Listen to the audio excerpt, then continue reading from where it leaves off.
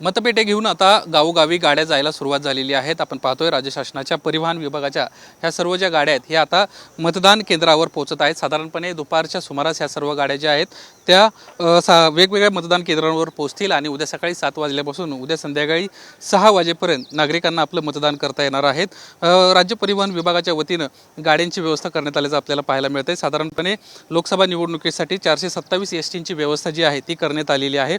सातारा माढा लोकसभा मतदारसंघासाठी उद्या मतदान पार पडत आहे आणि हे दोन्ही लोकसभा मतदारसंघाचा भाग जो आहे तो सातारा जिल्ह्यामध्ये येतो आणि त्यामुळेच ही व्यवस्था या ठिकाणी करण्यात आल्याचं पाहायला मिळतंय। सातारा जिल्ह्यातून आज सकाळी 7 वाजल्यापासूनच सर्व जे मशीन्स घेऊन आहेत ही सर्व मंडळी जाताना आपल्याला पाहायला मिळते। गावोगावी ही सर्व मंडळी आपलं या मशीन्स घेऊन पोहोचतील आणि उद्या सकाळी 7 वाजल्यापासून मतदान सुरू होणार आहे। सातारा माढा लोकसभा मतदारसंघासाठीचं हे सर्व यंत्रणा आहे आणि या गाड्या आज संध्याकाळीच पोहोचताना आपल्याला पाहायला मिळणार आहेत। यामध्ये साधारणपणे 3025 मतदान केंद्रांवर मतदान होणार आहे।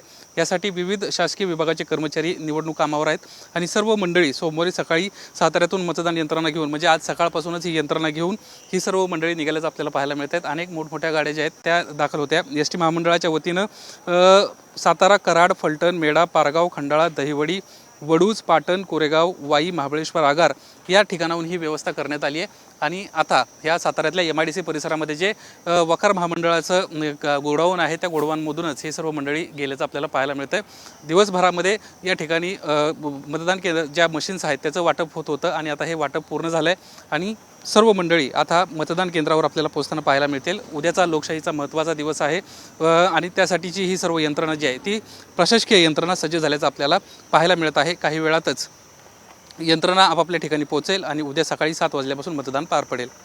कॅमेरामन अरविंद वारगेसह निलेश बुदावले, ABP माझा, सातारा। ABP माझा, उघडा डोळे बघा नीट।